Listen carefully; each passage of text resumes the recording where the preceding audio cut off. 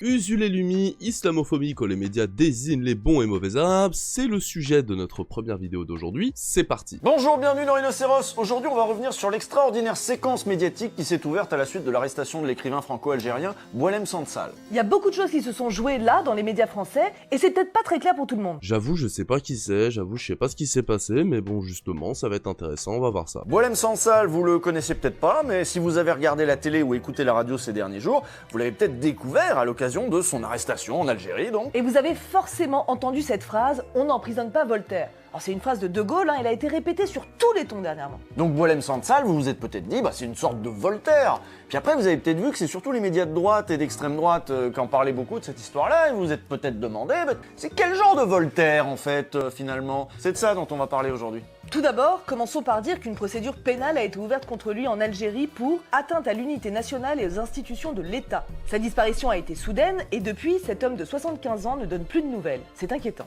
C'est inquiétant évidemment parce que si on est un tant soit peu attaché à la liberté d'expression, à l'état de droit, on ne peut que condamner cet embastillement soudain. D'ailleurs, toute la classe politique a demandé sa libération. Il y a eu des tribunes, il y a eu des soutiens de partout, de la gauche à la droite. Ouais, même des insoumis? Ah oui? Oui, bon, ok. Apparemment, ce que le régime algérien reproche à Boualem Sansal, ce sont ses propos que l'écrivain a tenus en octobre, notamment sur la colonisation française.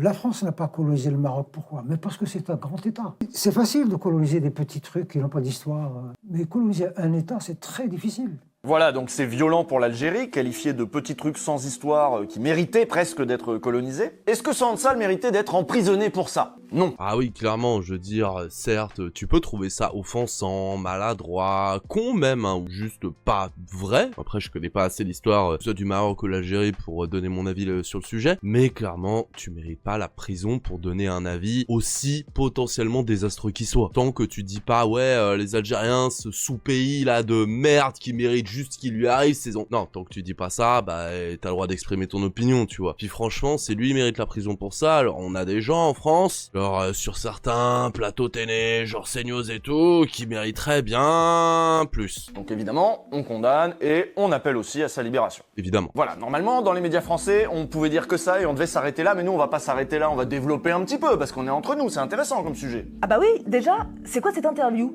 C'est quoi ce média? À qui il parlait là, Voltaire? Eh bien, il parlait à Frontières, un média d'extrême droite que vous connaissez peut-être sous son ancien nom, Livre Noir. C'est vraiment le repère de l'extrême droite la plus radicale. Et attention, Boualem Sansal n'était pas là par hasard, puisqu'il est mentionné sur le site comme faisant partie du comité d'experts du journal. Il est dans l'équipe, quoi. Et on comprend pourquoi si on écoute ce qu'il dit quand il est invité dans les médias de droite. Écoutez ce qu'il disait par exemple à Alexandre Devecchio dans le Figaro sur l'islamisme. On parle d'islamisme, c'est une façon d'édulcorer le problème. La civilisation, c'est pas l'islamisme. La civilisation, c'est l'islam. En France, vous le savez, on lutte contre les islamistes. Il y a eu le terrorisme et tout, et puis depuis, pour nous, les islamistes, c'est beaucoup de monde quand même. C'est évidemment Al-Qaïda, Daesh, le Hamas. Les musulmans. En France, on va pas se mentir, malheureusement, l'islamisme, c'est les musulmans. Petit à petit, l'idée a fait son chemin. L'islamisme, c'est les musulmans. C'est complètement con, mais bon, de façon plus ou moins déguisée selon le média, mais quand tu vois que même les Verts, ils s'inquiètent quand il y a, même Marine Tourdelier qui s'inquiète il y a quelque temps là, lors d'une manif ou je sais plus quoi, il y a quelqu'un qui a écrié Dieu est grand, je vais pas le dire en arabe parce que j'ai un accent de merde, vous avez compris, et qu'elle était en mode oh là là, au secours, JPP, terrorisme. Je caricature, mais tu vois l'idée. On peut se dire que si même les écolos sont là-dessus, imagine la droite et l'extrême droite. Et même monsieur et madame tout le monde qui sont beaucoup moins politisés et qui ont une vision beaucoup moins globale qu'est censée avoir Marine Tourdelier quand même. C'est quand même la chef des Verts. Les frères musulmans, il y a des islamistes aussi en Algérie, il y a des islamistes. Mais bon, tout ça, c'est les islamistes. Vous voyez, pour nous, c'est pareil. Oui, voilà, ça c'est l'islam politique, c'est l'ennemi, on a le droit de dire ça. Et puis en face, il y a le bon islam, celui des musulmans discrets, l'islam pas politique, le gentil islam de l'imam Chalgoumi par exemple. Donc nous on est habitués à faire cette distinction-là. Il y a l'islam, bon c'est vrai, on a le droit d'être musulman dans ce pays, il faut faire ça discrètement, mais on a le droit. On a à peu près le droit, on va dire. tant que tu le montres pas en fait. Par contre si t'es chrétien, juif, vas-y éclate-toi. Bouddhiste tu peux aussi. On va se moquer de toi parce que, certains vont se moquer de toi, certains vont border sur toi parce que les gens qui se moquent, ils sont cons, et les gens qui bandent sur toi, ils ont regardé un peu trop de manga, mais tu peux. Par contre, les musulmans, soyez discrets. Et puis à côté, il y a l'islamisme. Alors là, attention, tu peux être fiché S, tu peux te faire réveiller à 6h du matin, c'est les règles, c'est la République. Et en fait, même au Rassemblement national, on respecte un peu cette distinction. Mais Boualem Sansal, il va plus loin quand il parle des islamistes. L'islam veut agrandir la maison d'Allah, la Oumma. Et l'agrandir, c'est pas en tuant les gens, c'est en les convertissant, de gré ou de force, évidemment. Voilà.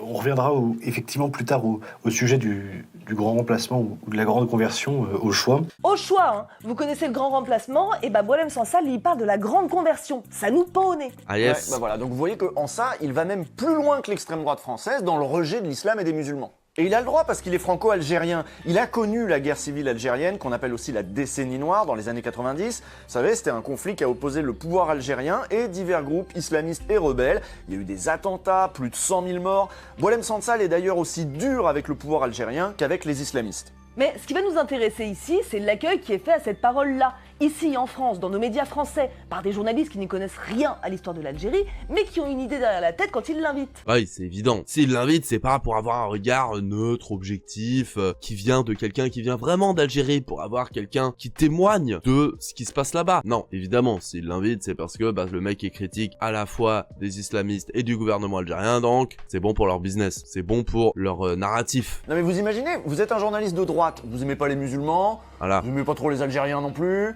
le régime Les Arabes. algérien, vous connaissez pas trop, mais je crois que bon, ils nous en veulent encore pour la colonisation, c'est un peu déplacé quand même, hein. Ah, c'est bon, c'était il y a 50 ans, on peut passer à autre chose au bout d'un moment, hein. Ok, on s'est à peine excusé, ok, on continue à avoir des intérêts partout en Afrique, mais bon, c'est bon, on leur a rendu leur pays. D'accord, il y a eu plein de morts, d'accord, on a mis je sais pas combien de temps, d'accord, on a noyé des Algériens dans la Seine, mais c'est bon, passer à autre chose là, au bout d'un moment. Insupportable, hein, vraiment. Ils peuvent pas lâcher prise. L'eau a coulé sous les ponts, Bah ouais. bah là vous avez un invité idéal. Un Algérien qui vous dit que l'Algérie méritait d'être colonisée, mais c'est du pain béni, plus besoin de repentance. On vous c'est remet du- l'extrait. Hein. La France n'a pas colonisé le Maroc, pourquoi? Mais parce que c'est un grand État. C'est facile de coloniser des petits trucs qui n'ont pas d'histoire. Mais coloniser un État, c'est très difficile. Et que ce soit vrai ou pas, hein, attention. Moi, en vrai, je le connais pas, ce gars, donc je vais pas faire comme si je savais ses opinions politiques, le pourquoi du comment il dit ça, mais à titre perso, je trouve que on peut dire ça, sans être raciste, sans être anti-algérien et tout, mais juste développer une pensée, tu vois, genre, on peut, sans dire que l'Algérie est un sous-pays, mais justement, ça peut être même une critique du colonialisme français, disant que non seulement ils colonisent, mais en plus ils colonisent sans avoir de race, sans avoir de courage, parce qu'ils vont prendre des pays qui sont beaucoup moins structurés que d'autres. Au lieu de prendre, je caricature, hein, mais vous voyez l'idée, au lieu de s'attaquer à Tchad-Maroc, ils vont s'attaquer à Virgin Algérie. Ne tapez pas les Algériens, c'est pour développer l'idée. Et que du coup, on peut voir une espèce de faiblesse et de lâcheté de la part des colonisateurs. Si on voit ça de ce point de vue-là. Après, c'est peut-être pas ce qu'il dit, mais c'est des propos qui peuvent, je pense, être intéressants si jamais tu les développes selon ton orientation politique. Ça peut être développé de manière ultra dégueulasse, comme ça peut être pertinent, peut-être. Je ne sais pas. Dites-moi ce que vous en pensez.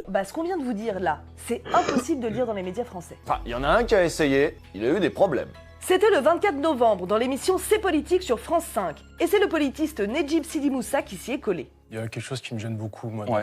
dans cette affaire et dans, Allez-y. comme je l'ai dit, le traitement médiatique. Je suis contre toutes les dictatures, toutes les prisons, tous les colonialismes, tous les racismes. Bon, déjà, ça c'est clair, vous avez bien noté. Oui. Il a pas dit bien fait pour sa gueule, il a dit qu'il condamnait l'arrestation. Mais même nous, hein, quand on dit qu'on condamne l'arrestation, en vrai c'est sincère. Nous, voir un vieux de 75 ans en prison parce qu'il a dit des trucs qui plaisent pas au régime, on se réjouit pas. Mais surtout que, encore une fois, moi j'ai pas dit que ce qu'il disait c'était bien et que je suis d'accord avec ce qu'il dit le gars. Je dis juste que selon ta pensée, tu peux le voir d'une manière ou d'une autre. Ce qui est intéressant d'un point de vue intellectuel, sociologique, politique, etc. Mais bien évidemment que tu sois d'accord avec ce qu'il a dit ou pas, le gars, il a donné un avis. Je pense pas que ce soit haineux, je pense pas qu'il soit anti-algérien, son avis, vu que lui-même est algérien, il a le droit de faire la critique de son pays. Il a le droit de faire la critique même d'un autre pays, pourquoi pas, hein, j'ai envie de dire, on a le droit de critiquer les autres. Je veux dire, combien d'entre nous disent que les Américains, enfin les États-Uniens, c'est les plus gros débiles de la création, tu vois. Pourtant, c'est pas notre pays. Donc pourquoi on pourrait pas critiquer tant qu'on va pas dans la haine gratuite en mode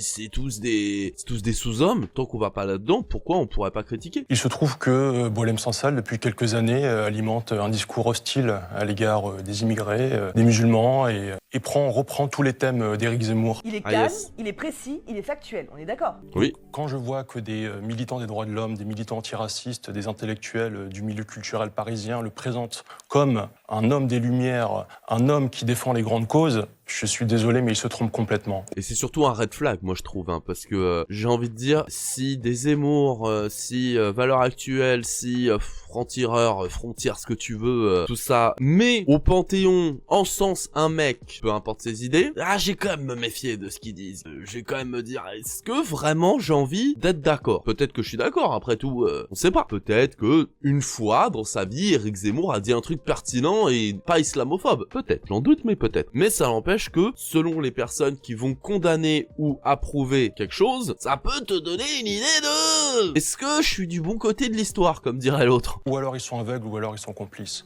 En gros, il a dit Free Boualem Sansal, mais arrêtez par contre de nous le repeindre en Voltaire. Ce qui est plutôt assez concis, assez raisonnable, on peut l'entendre. Du coup, qu'est-ce qui va lui arriver à ce monsieur pour avoir dit une parole aussi extrémiste, peut-être, apparemment? C'est pas grand-chose, mais c'était déjà trop. Après cette simple clarification, s'en est suivi un harcèlement raciste d'une ampleur inouïe, avec des comparaisons atroces. Il y a eu la chercheuse Florence Bergeau-Blaclair qui l'a traité de con, il y a eu le journaliste Jean Quatremer ou le dessinateur de pingouins, là, Xavier Gors, qui l'ont carrément traité d'égorgeur. Mais c'était sûr, en fait, mais c'était sûr. Bon, après, elle l'a traité de con, ça va, c'est pas non plus la pire insulte du monde, hein, mais bon, quand même. Je veux dire qu'on est à un tel niveau de racisme, on a un tel niveau de fenêtre d'Overton vers l'extrême droite que tu peux plus nuancer ton propos en disant je condamne le fait qu'il ait été arrêté, mais je reste critique de ce qu'il dit, sans être un dangereux censeur, islamo-gauchiste, je sais pas quoi. C'est un délire. Tu sais, c'est vraiment le même truc que ce qui s'est passé en Palestine, tu vois. Tu peux pas dire je condamne l'attaque du 7 octobre, mais Free Palestine quand même, et il faut arrêter la guerre tout de suite et le génocide, sans être un terrible complotiste du Hamas, je sais pas quoi, tu vois. C'est terrible. On est en train de se faire niquer. En fait, le problème, c'est qu'on a de moins en moins l'occasion d'avoir des pensées nuancées, d'avoir un recul, et on est obligé d'être catégorique. C'est blanc ou noir, t'as pas le droit au gris. T'as de moins en moins le droit de dire je condamne, mais, ou j'approuve, mais. T'as plus le droit. C'est soit tu condamnes, soit t'approuves. Le mais, tu l'oublies. À la rigueur, le mais, tu le mets dans ta cuisine parce que c'est un bon mais, tu vois, mais non. Tu le mets plus en politique. C'est pas possible. C'est vraiment la technique de George Bush du début des années 2000, en fait. Soit vous êtes avec nous, soit vous êtes avec les terroristes. Et c'est de plus en plus ancré dans le visage politique et médiatique français. Et c'est terrifiant. Ces grands défenseurs de la liberté d'expression de Boualem Sansal ont hurlé en meute pour que Nedjib Sidi Moussa ferme sa gueule. C'est pas du tout ironique, hein. Les grands défenseurs de la liberté d'expression veulent faire taire un mec parce qu'ils sont pas d'accord avec lui. Est-ce qu'on est sur une ironie palpable? Je pense. Le maire de Libération a effacé son tweet après, mais enfin il avait dit « Je le connais pas, je le découvre, là, mais il a l'air d'être un islamiste égorgeur. » Sur la base de quoi? Le gars a aucun lien avec les islamistes. Oh, mais on voit bien sur la base de quoi. Ouais, on voit bien. Puis sur la base de... il a donné un avis qui te plaît pas, quoi. Et une tête d'arabe, islamiste. Oui. Le harcèlement de masse qu'il a reçu sur le net, c'est... Surtout que je suis désolé, mais regardez ce gars. Est-ce qu'il a déjà une tête d'arabe? Franchement, c'est complètement con. Enfin, pour Lumi, pour Usul, pour moi, et j'espère pour vous, avoir une tête d'arabe, c'est complètement con comme argument. Mais regardez ce gars. Barbe taillée, petit costard, il présente bien, il est propre sur lui. Je suis désolé, il fait pas... Même si t'es dans tes clichés racistes de « Ah mon dieu, regardez, il a un survêt Lacoste et une bouteille de Schweppes agrumes. » Même si t'es dans ce genre de délire cliché raciste, je suis désolé. Il fait pas ça, le gars. Il a l'air de bien présenter. Il fait pas égorgeur islamiste, faut arrêter au bout d'un moment. Je veux dire, si même un mec qui a cette tenue, qui a cette clarté dans sa parole, qui parle bien, qui présente bien, qui a l'air d'être un intellectuel, qui sait dire les choses de manière concise, claire et nuancée, passe pour un islamiste égorgeur parce qu'il a osé dire quelque chose qui n'allait pas dans leur sens. Alors imagine si jamais tu dis ça brut pour point et que t'es pas formé politiquement et intellectuellement pour dire les choses de manière nuancée. C'est fou. Évidemment accompagné d'une journée de commentaires sur les chaînes de Bolloré. Et cet Oh, bah, homme qui est a surprenant. justifié, Quelle d'une surprise. certaine manière, la mise en détention de Pas du Boualem Sansal et a expliqué que c'était un écrivain d'extrême droite. Vous voyez comme les faits sont encore une fois détournés. On vous rappelle que jamais le chercheur On n'a te justifié surpris. l'emprisonnement de l'écrivain, mais bon, on est chez Pascal Praud. Une tribune a même été signée par des historiens et des historiennes en soutien à Nedjib Sidi Moussa, tellement la charge fut violente. Quelques jours plus tard, le chercheur a été reçu sur le plateau de Nassira Al-Moadem, sur Arrêt sur Image, pour revenir sur cette semaine de harcèlement. Finalement, je pense que ce qu'on me reproche, c'est pas tant d'avoir critiqué Boualem Sansal, c'est d'avoir dit extrême droite. C'est d'avoir aussi fait le lien entre le passé colonial de la France et la situation actuelle. C'est quelque chose qui est intolérable chez plein de gens. Et c'est ça, c'est qu'aujourd'hui, tu ne peux plus, pour beaucoup, dire cette personne est d'extrême droite, ce mouvement est d'extrême droite, ces chaînes de télé est d'extrême droite, sans te faire traiter d'islamo-gauchiste, égorgeur, je sais pas quoi. Ils ont un tel narratif, ils ont une telle puissance médiatique, ils ont tellement poussé l'imaginaire collectif dans leur sens que ça paraît une évidence. La question se pose de moins en moins et c'est dangereux. Bah oui, je pense qu'il y a mon nom qui doit poser problème, il y a mon faciès. Ah, c'est pas facile d'être C'est un évident. arabe à la télé française. On a le droit, mais il faut tenir le bon discours. On vous invite vraiment à aller voir cette émission en entier parce que c'est très intéressant. Et sur le plateau, il y avait aussi le journaliste Fares Lounis.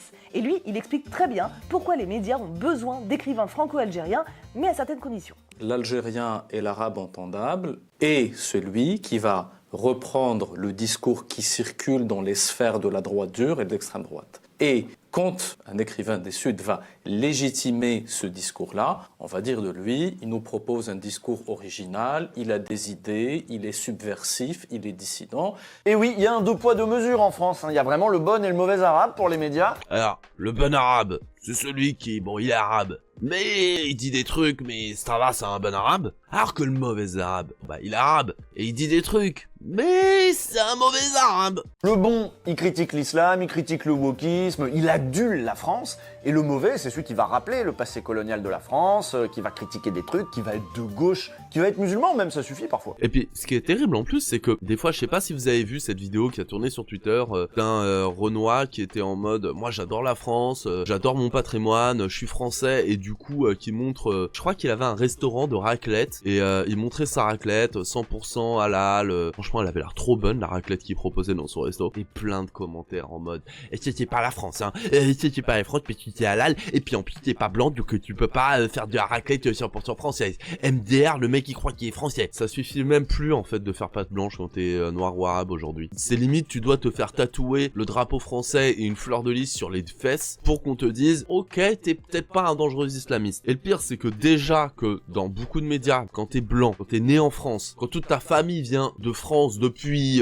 Clovis, tu ne peux plus nuancer certains propos sur certains plateaux. Alors imagine quand t'es arabe. Et oui, c'est ça, eux, ils veulent des arabes, certains médias, juste pour pouvoir critiquer l'islam, critiquer les autres arabes. En mode, ah bah vous voyez qu'il y a un problème. Même un arabe le dit qu'il y a des problèmes avec l'islam et les arabes, donc c'est bien la preuve que. Alors que, en vrai, tu peux être arabe, tu peux aimer la France, tu peux être reconnaissant pour ce qu'elle t'a apporté à titre individuel, personnel et familial, tout en critiquant certains aspects racistes mais systémiques, la colonisation, les tirailleurs sénégalais, etc. Tu peux critiquer tout en étant reconnaissant de d'autres choses. Et comme tout, en fait, dans la vie, on peut dire que quelque chose est bien en disant des défauts. Quand tu regardes un film, tu vas pas juste dire c'est génial ou c'est de la merde, tu peux dire franchement bien aimé, mais non, ou pas ouf, sauf cette scène, j'avoue là c'était bien. Bon, comparé à un film avec une situation qui tourne autour de la géopolitique, du racisme, etc., c'est un peu différent, mais tu vois l'idée. Sauf que la nuance, ça amène à s'interroger, ça amène à la réflexion, et ça, les médias d'extrême droite, ils veulent pas la réflexion, parce que si on commence à réfléchir, eh ben on se rend compte que leur narratif, il ne tient pas sur le long terme. Eh bien, ils ont besoin de créer un climat de tension,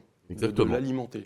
Et ils ont besoin justement de compagnons de route. Ils ont besoin de compagnons de route qui viennent du Sud, qui vont dire des choses qu'eux-mêmes ne peuvent pas dire pour justement de peur d'être taxés de racisme. Eh non mais c'est exactement ça, c'est très vrai ce qu'il dit, le côté un Français de souche totalement français, si jamais il dit ouais les Marocains nanana, il peut être taxé de racisme. Par contre un Marocain qui dit ouais les Marocains nanana, là il peut pas être taxé de racisme vu qu'il est Marocain, mais il va quand même le dire. Et en plus il donne une légitimité aux propos en mode ah bah un Marocain le dit, c'est que c'est vrai. Alors que bon, y a plein de Français qui disent de la merde sur la France, pourquoi il y aurait pas des Marocains qui disent de la merde sur le Maroc ou l'Algérie, les Algériens sur l'Algérie, tu vois. Est-ce que c'est nouveau ça? Ah non, ça veut rien dire. Et moi je n'ai jamais été dans une position victimaire, même quand il y a des difficultés, peut-être que j'en ai eu moins que les autres, mais j'en ai eu quand même, eh bien je ne les transforme pas en justement argument pour me dire regardez c'est la faute aux autres, je me dis qu'est-ce qui ne va pas chez moi pour avancer. Mais personne, enfin très peu de gens disent non mais c'est la faute de tout le monde et jamais de la mienne. Mais non, bien évidemment. clairement. Alors évidemment, il y en a, ils se victimisent de manière complètement débile, en mode le cliché de Thomas Gijol dans Casse Départ, en mode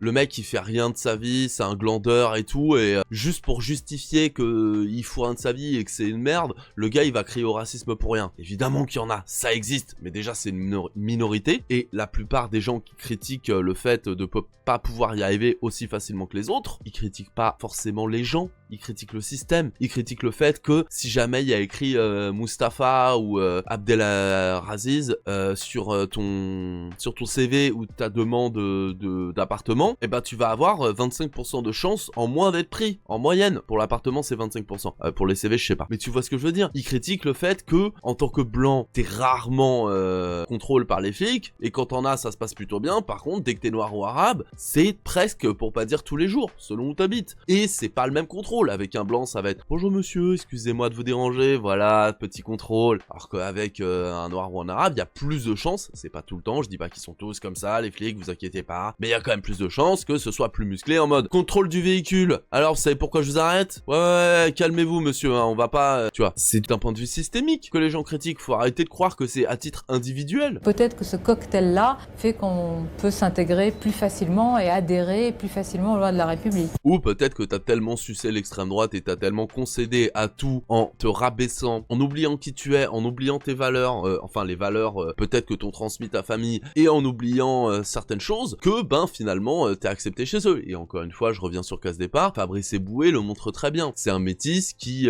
travaille dans une mairie, il est adjoint au maire et tout, et il fait le bon lécheur de blanc en mode haha excellent monsieur le patron et tout, et il est ultra critique des noirs et des arabes, parce que ouais t'es pas assez intégré, faut bosser dans la vie, hein. Moi j'ai réussi donc toi aussi tu peux réussir. Mais il s'est oublié le gars, il s'est trahi, il a trahi ce qu'il était, il a trahi ses ancêtres. C'est exactement ça frérotte. Sonia Mabrouk, franchement, sois pas fier de toi. L'espoir au lieu du désespoir, Pour rassembler au lieu de diviser. Et puis, vive la France, aimer la France et pas la détester. Je pense qu'aujourd'hui, l'antiracisme, c'est l'une des plus grandes perversions qu'il y ait dans notre débat public. Mais c'est fou ça de dire que être contre le racisme, c'est une perversion. Y a rien qui choque. Tu sais, c'est comme à l'époque où l'extrême droite, ils parlaient de droits de l'homiste en mode oui, regardez ces droits de l'homiste là. En quoi c'est mal d'être pour les droits de l'homme? En quoi c'est mal d'être antiraciste? Ouais, j'en ai marre, JPP, il me casse les... Politique, sociale et sociétale. Quand on dit les blancs, eh bien je suis désolée. On véhicule là des germes d'un racisme qui est installé, tout simplement parce qu'on a essentialisé, qu'on a généralisé. Ça, c'est inacceptable. Oui, alors que vous qui essentialisez, qui généralisez avec les noirs et les arabes, là ça va, y a aucun problème. Et surtout que la plupart des gens, ils disent bah les blancs, ils disent le système dans lequel on vit avec, oui, des fois on dit les blancs parce qu'il y a des blancs, mais c'est une généralisation, mais personne ne dit que tous les blancs sont racistes, sinon ça fait bien longtemps qu'il y aurait encore plus de problèmes en France. Enfin, je sais pas, c'est complètement con leur truc. Je veux dire, personne ne dit oui, tous les blancs. On dit, il y a des blancs qui sont racistes. Il y a des noirs et des arabes qui sont xénophobes. Après, le racisme, ce n'est pas de la xénophobie parce que le racisme, c'est systémique et c'est d'un point de vue aussi de l'État, alors que, jusqu'à preuve du contraire, il n'y a pas un racisme systémique anti-blanc en France, jusqu'à preuve du contraire. Mais oui, il peut y avoir de la xénophobie, peu importe le peuple, peu importe l'ethnie, mais un racisme systémique, il est pas contre les blancs, il est contre les noirs et les arabes. Je sais pas. Et Boualem Sansal, à cet égard, il va encore plus loin.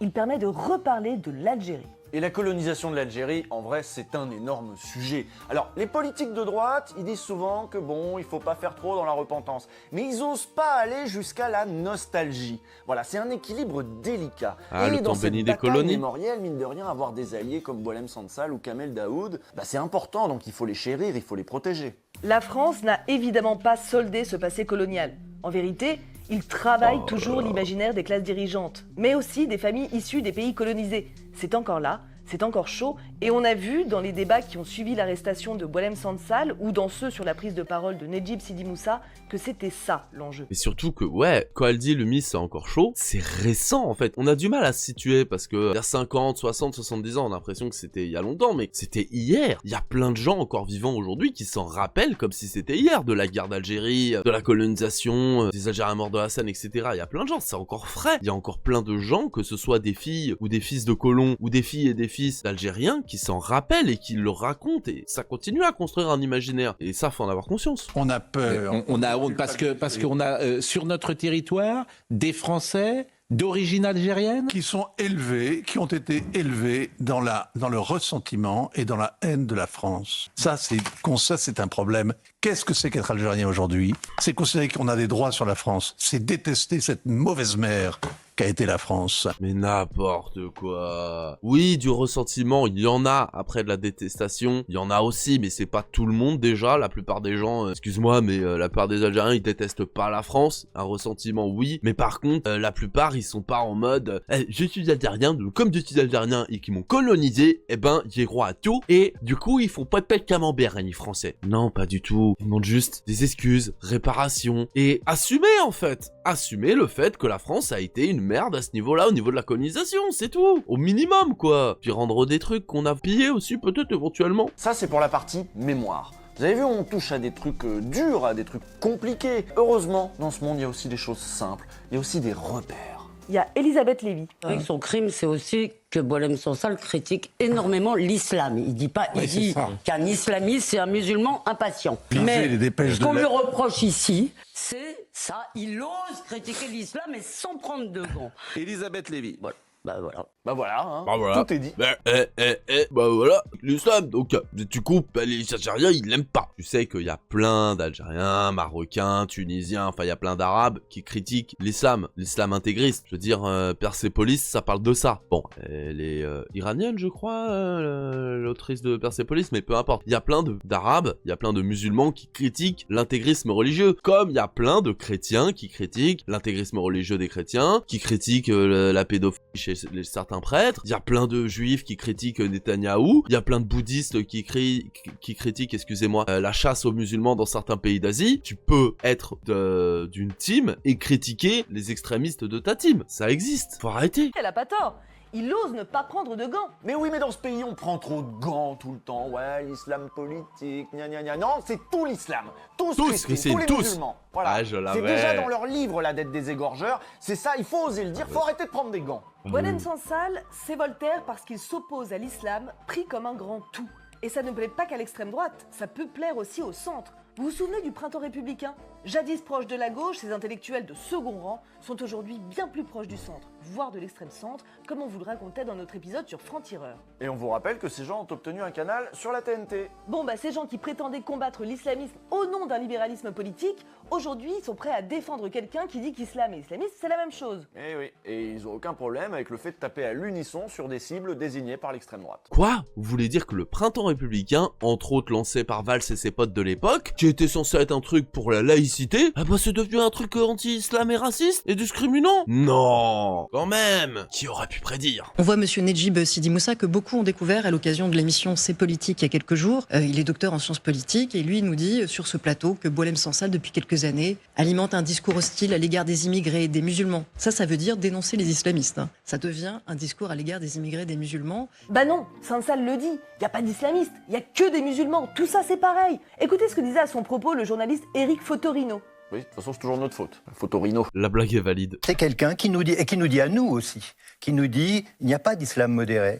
L'islam, très vite, devient l'islamisme, et l'islamisme, c'est un capitalisme. Comment ça, il n'y a pas d'islam modéré, mon rêve? Comment ça, l'islamiste, c'est forcément le capitalisme? Surtout qu'on y est en plein dedans, hein, en France, au capitalisme. Il peut y avoir une islam modéré, comme il peut y avoir une chrétienté modérée. Mais je suis fatigué de leurs conneries, là. Franchement, ils sont tellement cons. Pas d'islamophobie. Il n'y a qu'une noble résistance face à l'hydre islamiste qui menace de submerger notre civilisation des Lumières. Ils pensent comme ça, ces gens-là, hein, Caroline Forest et compagnie. Ils pensent comme ça. C'est terrifiant. C'est terrifiant de penser comme ça et d'être focus et omnibulé à ce point par une chimère qui existe à peine, quoi. Alors évidemment qui existe à peine. Oui, ça existe, les islamistes, extrémistes qui veulent tuer des gens et tout, mais c'est pas la majorité des musulmans. Faut arrêter. La plupart des musulmans, ils veulent juste être tranquilles, avoir leur vie, avoir un boulot, avoir une famille, vivre, quoi, comme tout le monde. C'est comme si je disais, ouais, il y a eu les croisades, donc tous les chrétiens, ils sont extrémistes, complètement cons. On a affaire à des intellectuels, ils sont quand même conscients qu'ils n'ont pas le droit d'être racistes. Et ils le sont probablement pas eux-mêmes.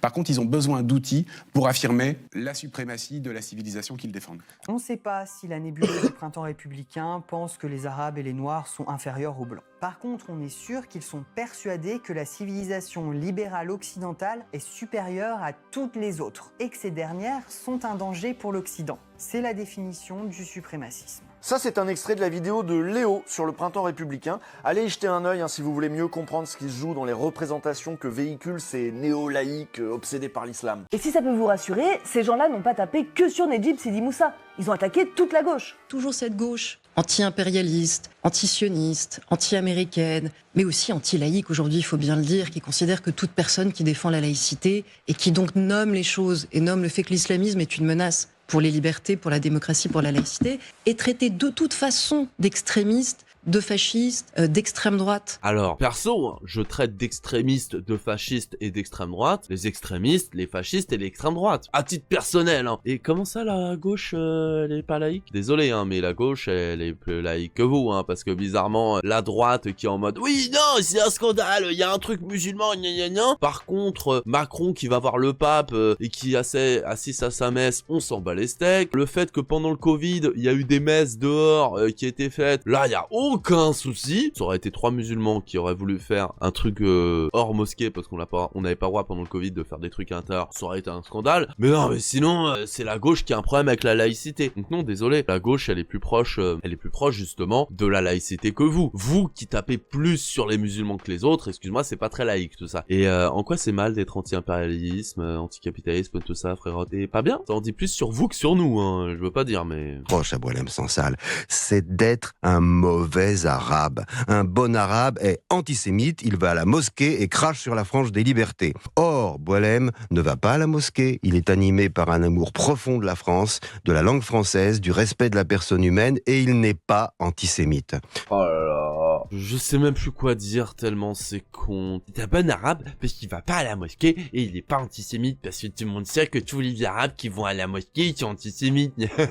On a un parti en France qui a été créé par des nazis, par des anciens nazis. On a un parti en France dont l'ancien chef disait que les camps de concentration c'était qu'un détail de l'histoire, qui est même pas sûr d'ailleurs que ça existait vu qu'il les a pas vus, qui à la guerre d'Algérie s'est bien amusé le gars, mais c'est les musulmans qu'on va traiter d'antisémites sur la base de... Ah oui, le Hamas, là, sur la base du Hamas. Donc comme il y a le Hamas qui existe, et peu importe, on s'en fout de savoir que le Hamas existe parce que ça fait des années que la colonisation israélienne sur la Palestine a amené un désespoir et donc une certaine forme d'extrémisme qui a permis de blablabla. On s'en fout. Le Hamas existe, donc les musulmans sont antisémites. Les arabes sont antisémites. C'est comme ça. Alors mais JPP quoi. Allez, ça a glissé un peu là, musulmans, antisémites, forcément. Bon, c'est du Philippe Val. Oui, mais on va reprendre son vocabulaire à Philippe Val. Il y a bien pour les médias français des bons et des mauvais arabes. Et avec son intervention sur France 5 et le prix qu'il a dû payer pour ses petits rappels factuels, on a vu qu'en France, c'est Sidi Moussa, le mauvais arabe manifestement.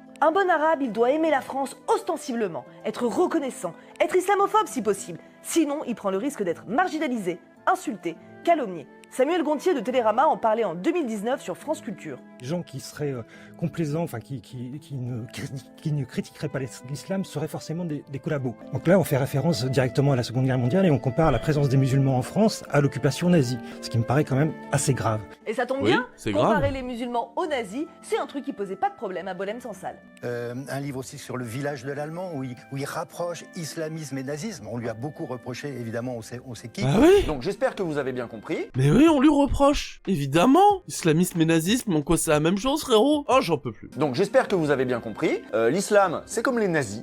Boualem Sansal, c'est Voltaire. Voilà, Voltaire contre les nazis. Ouais. J'espère que ces comparaisons vous aident à mieux comprendre ce qui se joue. Et le pire, c'est que ça marche pour certains. Et le pire, c'est qu'il y en a, ils boivent ça comme du petit lait. Et moi, ce qui m'inquiète, comme toujours, c'est pas les gens qui sont conscients que c'est du bullshit, mais qui l'avalent quand même en mode ah ouais, c'est bien pour notre narratif. Eux, ils le savent que c'est de la merde, mais ils y vont parce que c'est bien pour leur narratif. Non, moi, ce qui m'inquiète, c'est les monsieur et madame tout le monde qui vont y croire parce que c'est dit à la télé, par des gens qui présentent bien et parce que c'est un narratif de plus en plus tellement répandu que ils y croient de plus en plus sans réfléchir parce que c'est dit partout. Moi, c'est ça qui m'inquiète. Pas Voltaire. Pour moi, Boualem, c'est un Voltaire d'aujourd'hui. Comme dans son style aussi Kamel Daoud. Kamel Daoud, on a aussi beaucoup parlé de lui dernièrement parce qu'il vient d'obtenir le prix Goncourt, rien que ça. Donc lui aussi c'est Voltaire, et lui aussi, comme Philippe Val, il a une théorie sur les bons et les mauvais arabes en France. C'était dans sa chronique pour Le Point en avril 2024, à ce moment-là on est en plein pendant les européennes, et Kamel Daoud compare deux Françaises d'origine arabe, Rima Hassan et Malika Sorel, toutes deux candidates. L'une pour LFI, l'autre pour le Rassemblement National. Et devinez qui il préfère, Voltaire. Avec Rima Hassan, les insoumis tentent de monopoliser l'émotion pro-palestinienne et l'électorat musulman, sinon islamiste. Oui, ou peut-être qu'avec Rima Hassan, ils tentent de mettre en avant le problème qu'il y a en Palestine avec Israël, le génocide, qui tente peut-être de mettre quelqu'un qui est solide sur ses appuis au Parlement européen pour pouvoir jouer et pencher dans la faveur de on arrête les conneries, on fait la paix, parce que là, au bout d'un moment, c'est beaucoup trop chaud pour la Palestine. Peut-être qu'il y a un délire comme ça, non? Peut-être. Bon, on est dans le point. Kamel Daoud, il écrirait pas là-dedans s'il tenait pas ce genre de discours sur les insoumis. Maintenant, écoutez ce qu'il nous disait de Malika Sorel, numéro 2 sur la liste du Rassemblement National. Elle est née à Alger, y a grandi, mais ne correspond en rien à l'image de l'immigré décolonisé, figé dans une posture victimaire et revendicative. On accuse souvent très vite de trahison des personnes comme Malika Sorel dans le but d'empêcher toute réflexion sur l'immigration et de réduire ceux qui en sont issus à la figure christique du bouc émissaire et de la mauvaise France. Fréquemment, ceux-là même qui hurlent au racisme sont les premiers à qualifier d'arabes de service ceux qui ne répondent pas au cliché de la victime éternelle. On devient donc un traître quand on ne se soumet pas à l'orthodoxie de la radicalité de gauche et du communautarisme. Non, non, les Arabes qui sont considérés comme des traîtres, c'est pas ceux qui s'en sortent dans la vie, c'est pas ceux qui sont fiers d'être français, ou même qui sont pas musulmans, ou qui s'intègrent parfaitement. Non, les traîtres, c'est ceux qui vont pour leur objectif personnel, pour pouvoir accéder à des postes, CNews, compagnie, machin, aller contre leur origine, aller contre ce qu'ils sont, et qui vont justement accepter de jouer ce rôle d'arabe de service pour donner du poids aux arguments d'extrême droite, et ce de manière souvent consciente, des fois inconsciente certes, mais en tout cas avec des résultats qui sont là malheureusement. C'est eux les traîtres. Après, t'as le droit de pas être de gauche, t'as même le droit d'être de droite en tant qu'arabe, on s'en fout. T'es pas obligé d'être d'extrême gauche, musulman, ce que tu veux pour ne pas être un traître. Je sais pas. En résumé, là, la bonne arabe pour Kamel Daoud, c'est celle qui aime tellement la France qu'elle finit au Rassemblement National. Oui, ça c'est de l'intégration. En tout cas, dans les médias français, c'est un discours très séduisant. Je pense qu'on a ici la séduction faite homme à tous les points de vue, intellectuellement. J'ai travaillé dur pour ce moment-là. Ah oui, mais Christophe de Chavannes qui vous dit ça, Kamel Daoud. Oui, parce que je suis tombé raide en fait, en l'écoutant, en le regardant à la télé, en parcourant, je l'avoue seulement, son livre. Et il a pas lu le livre, hein. Non, il a juste écouté Kamel Daoud parler, ça lui a plu. Mais oui, mais c'est rare qu'on parle comme ça de la France, qu'on en parle si bien. Ah bah attends, le mec, il parle bien de la France, il est anti-musulman et anti-arabe. Dieu petit lait. J'ai pas lu son œuvre, mais c'est forcément génial s'il parle comme ça, évidemment. Écoutez quand Kamel Daoud compare la France à l'Algérie. Posez la question à l'époque, pourquoi ils sont mieux que nous? Pourquoi ils sont plus riches que nous?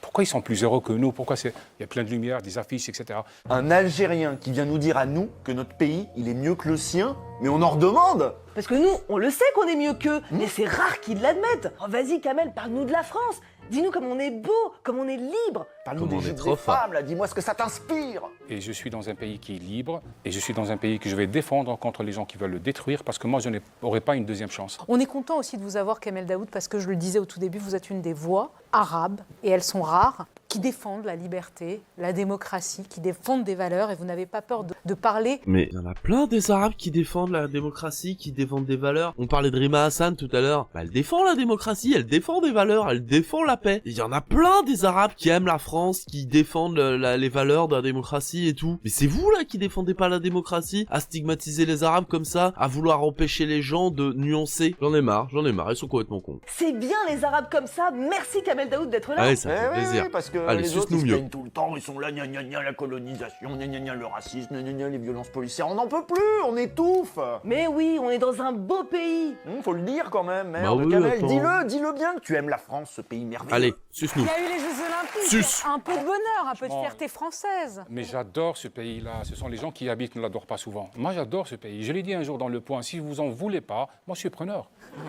Je suis preneur de ce qu'elle est, de ce qu'elle offre. Tout ne va pas pour le mieux, mais ce n'est pas en cassant que l'on va vers ce mieux-là. C'est d'un triste d'être tellement matrixé. En fait, je le connais pas assez, mais soit il est matrixé à un point où ça en devient triste tellement il se renie lui-même, il renie tellement d'années de souffrance, de lutte, de colonialisme, etc. Soit il est conscient, et c'est dégueulasse et triste aussi d'être conscient de jouer l'homme de paille arabe juste pour quelques privilèges à la con, quoi. Dans les deux cas, c'est dégueulasse et c'est triste. Moi, ce que j'adore là-dedans, c'est que Léa Salamé, elle a bloqué sur les JO. Je l'entendais encore mardi matin sur France Inter. On disait ouais, les Français ils sont pessimistes, tout ça, et ils comprenaient pas, ils disaient quand même il y a eu les JO. Elle a sans doute passé des super JO avec les sportifs dans le village olympique, la petite coupe de champagne, ça va glou. La petite coupe de champagne, on connaît Léa Salamé, hein, à mon avis, c'était plutôt les petites bouteilles de champagne, hein, voire les grosses, hein, parce que Léa Salamé, à mon avis, glou.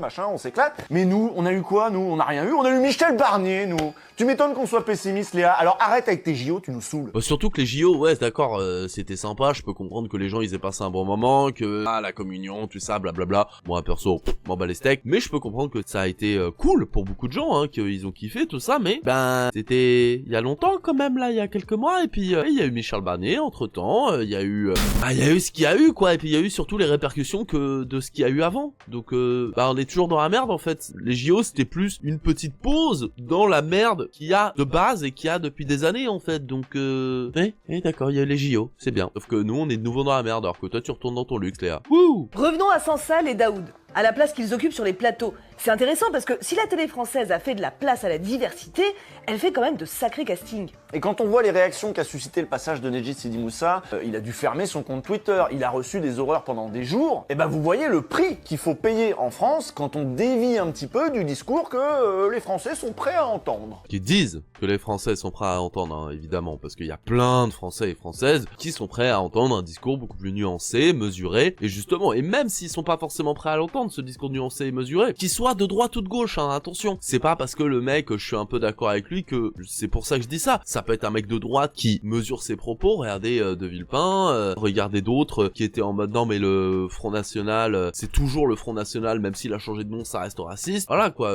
c'est pas un souci d'orientation politique. Mais faut réhabituer vraiment aux gens à la nuance, à la réflexion et à la prise de recul, plutôt que d'être dans le narratif de l'émotion rapide, vite, avec des infos qu'on bouffe et qu'on régurgite même pas, qu'on a même pas le temps de digérer et aller info suivante, sans nuance, sans contexte, sans réflexion. C'est dangereux ça. Il faut vraiment faut vraiment essayer de faire en sorte que ça change. Mais le problème c'est que sur les grands médias, pourquoi ils changeraient? C'est parfait pour leur narratif. Mais c'est à nous après, les indépendants, les médias, les gens aussi, sur les réseaux, dans la rue, dans les relations interpersonnelles, de changer tout ça. C'est un boulot, mais il faut le faire. Et chacun à son niveau, hein, comme d'habitude. Et à Arrêt sur Image que la production de l'émission C'est Politique l'avait soutenu. Mais est-ce qu'elle va le réinviter un jour? Parce qu'on s'imagine qu'elle aussi a reçu des coups de pression. D'ailleurs, une partie du pressing exercé par les médias de Bolloré était aussi consacrée à France 5. La chaîne a été accusée de ne pas avoir défendu fermement Voltaire face à ses attaques d'islamistes. Et oui, la question elle est là aussi. Est-ce qu'il va être réinvité ou est-ce que ça y est, il sent la poudre? Moi je me souviens d'une émission, C'est ce soir, je sais pas si vous connaissez, animée par Karim Rissouli. Ah, ça me dit rien. Bon, une fois ils avaient invité une jeune militante de la cause palestinienne. C'était un an avant les européennes, on était en 2023, cette militante c'était Rima Hassan. Les réactions avaient été terribles. Rima Hassan s'était fait harceler de partout, France 5 avait été très critiquée, il y a des gens à inviter et des gens à ne pas inviter. Moi je la connaissais pas à ce moment-là et j'avais trouvé l'émission passionnante, de bonne tenue et tout. Et plus tard j'ai eu l'occasion de lui dire que je l'avais découverte là et elle m'a dit oui t'as remarqué, j'ai plus jamais été réinvité. Alors que par contre, Marine Le Pen, Bardella, même Zemmour, hein, qui pourtant son parti a floppé de manière gargantuesque, 7% aux élections présidentielles, d'accord, mais sinon 0 député à l'Assemblée, etc. On les invite de partout, alors qu'ils disent des propos scandaleux, discriminants, racistes, homophobes, sexistes, etc. Mais on les invite par contre. Rima Hassan, non, par contre, plus jamais. Pays de merde, comme dirait Jospin, caricature de Jospin dans les Guignols, pays de merde. Hein. Sur les rédactions, ça marche. Et particulièrement sur des sujets sensibles, des trucs pas réglés, ça se sent, des trucs liés à la colonisation, en Israël comme en Algérie d'ailleurs. Et en ce moment, c'est pire que tout. Le débat se déporte de plus en plus vers la droite, la fenêtre de ce qu'on peut dire ou ne pas dire est en train de glisser complètement. C'est ça, l'extrême droitisation, c'est un processus global. Non mais surtout, ça se voit d'autant plus, je trouve, quand tu vois des émissions d'il y a 10-15 ans, genre 2010, 2012, ces années-là, tu vois tellement à quel point le débat était beaucoup moins nauséabond, raciste, etc. Même Zemmour, il était beaucoup moins raciste parce qu'il pouvait pas se le permettre, parce qu'à l'époque, il y aurait eu une levée de bouclier contre lui parce que, c'est scandaleux ce qu'il dit. Et à l'époque, on en avait conscience, mais ça s'est fait tellement petit à petit, avec à la fois la déchéance de nationalité, le printemps républicain, évidemment, les deux tours, Bataclan et Charlie Hebdo n'ont pas aidé, avec aussi Sarkozy qui a extrêmement extrême droitisé, l'UMP, etc. Mais tous ces trucs-là ont fait là on en est aujourd'hui et c'est terrible, c'est inquiétant et c'est dangereux et on le voit de plus en plus. Vous voyez que le problème c'est ce qu'on dit, de la France. Les chercheurs ont le droit de dire quelques trucs, hein. Les blancs dans quelques espaces ont le droit d'être un petit peu critiques, mais enfin il y en a qui ont quand même sacrément intérêt à faire gaffe. Hein, et ceux-là, c'est quand même plus les Arabes que les autres. C'est assez évident. Hein. Et même les blancs. Hein. Regarde Guillaume Meurice, où il y a eu le scandale, tout ça, à France Inter. Pourtant, il est blanc. Et c'est France Inter, donc imagine sur une autre chaîne. Et vive la France, bien sûr. Vive la France. Et on se retrouve dans 2 semaines. Vive la France, j'ai envie de dire vive la France, hein, les enfants. Bah, c'était cool. C'était un bon sujet. Franchement, c'était ultra bien. Après, classique, hein, j'ai envie de dire, mais c'est toujours bon à rappeler. Je trouve c'est toujours bon à rappeler. Maintenant, bah, faut faire attention. Faut, dans les relations interpersonnelles, sur les réseaux sociaux, les médias indépendants et tout, faut rappeler certaines évidences parce que bah manifestement c'est pas les grands médias qui le feront. Tout va bien.